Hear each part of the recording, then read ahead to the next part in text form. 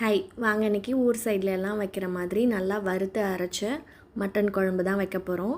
எங்கள் அம்மா ஸ்டைலில் எப்படி வைக்கலான்னு பார்க்கலாமா?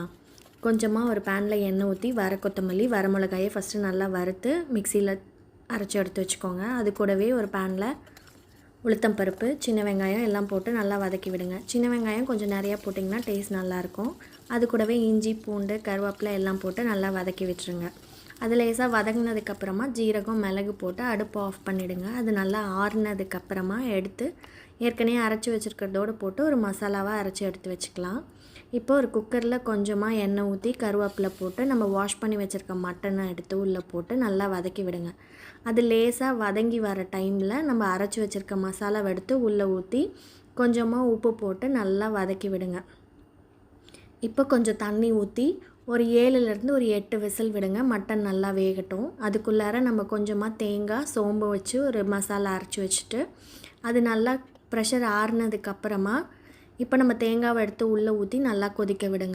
அது நல்லா கொதித்த வாட்டி குழம்ப தாளிச்சிடலாம். கொஞ்சமாக எண்ணெய் ஊற்றி கடுகு உளுத்தம் பருப்பு பட்டை கிராம்பு ஏலக்காய் கருவேப்பிலை எல்லாம் போட்டு நல்லா வதக்கி உள்ளே போட்டுடுங்க.